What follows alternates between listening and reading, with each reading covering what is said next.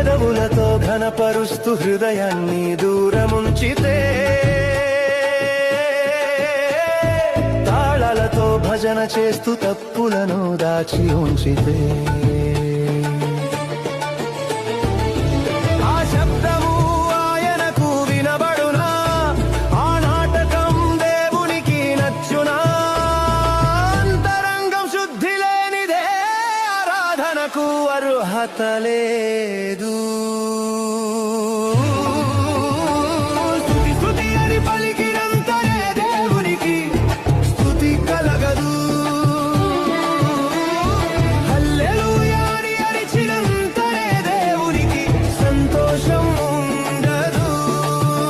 స్వరము పెంచి పాడితే భక్తి అనిపించుకోదు. చేతులు పైకెత్తి చూపితే ముక్తి